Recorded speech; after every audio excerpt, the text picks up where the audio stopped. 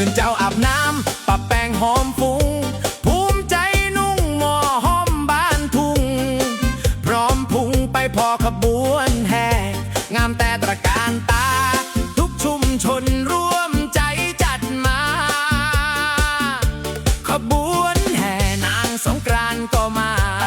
รถแกงคั่วสวยงามแปลกตาของแท้ของแท้เมืองแพร่บ้านเฮามวนแต่สงกรานต์หม้อหอมแพร่นุ่งหม้อหอมสีครามมาเดินเล่นน้ำตัวยกันมาเต้นมาโยกแบบท่ามันสั่นด้วยกันสาดน้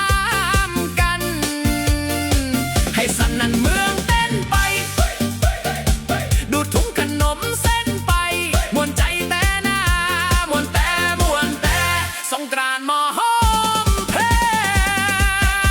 จะเดินจะเต้นจะสาดท่าไหนก็ไม่สะดุดความสุขไม่มีหยุดเพราะจุดนี้มีแต่เพื่อน17 เมษาชวนเพื่อนมาลันลาด้วยกันยิ้มกันม่วนกันสนั่นเมืองม่วน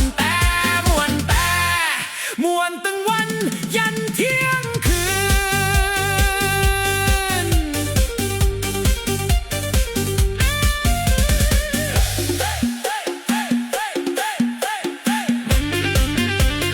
สาวมา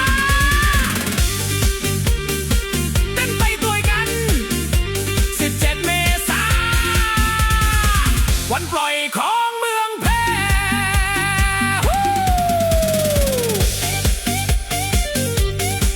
สงกรานต์หม้อหอมแพร่17 เมษายนมามันตุยกันมวนแต่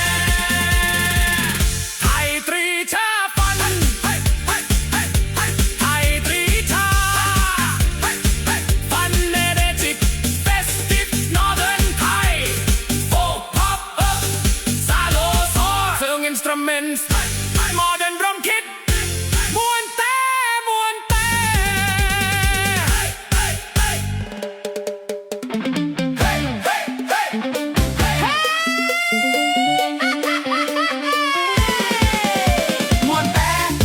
่สงกรานต์หม้อหอมแพร่นุ่งหม้อหอมสีครามมาเดินเล่นน้ำตัวยกันมาเต้นมาโยกแบบท่ามันสั่นด้วยกันสาดน้ำกันให้สนั่นเมืองเต้นไปดูดถุงขนมเส้นไปมวนใจแต่หน้ามวนแต่สงกรานต์หม้อหอมแพร่จะเดินจะเต้นจะสาดท่าไหนก็ไม่สะดุดความสุขไม่มีหยุดเพราะจุดนี้มีแต่เพื่อน17 เมษาชวนเพื่อนมาลันลาตัวยกันยิ้มกันม่วนกันสนั่นเมืองม่วนแต่ม่วนตึงวันยันเที่ยงคืน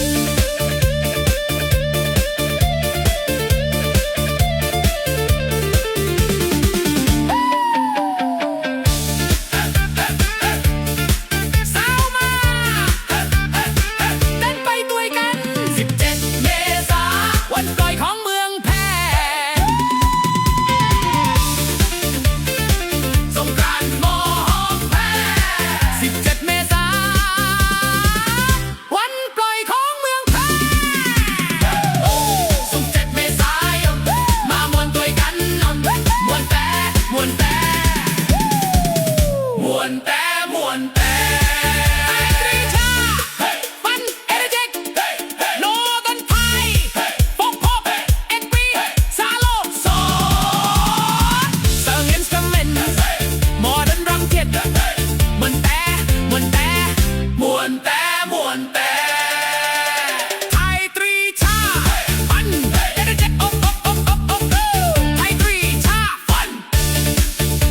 ไทยตรีชาฟันเอเรเจกโนเดิร์นไทยฟกพบเอ็กปีซาโลซอเซิงอินสตรูเมนต์โมเดิร์นดรัมคิดมวนแต่เมืองแพร่บ้านเฮามวนแต่สงกรานต์หม้อหอมแพร่นุ่งหม้อหอมสีครามมาเดินเล่นน้ำตัวยกันมาเต้นมาโยกแบบท่ามันสั่นด้วยกันสาดน้ำกันขบวนแห่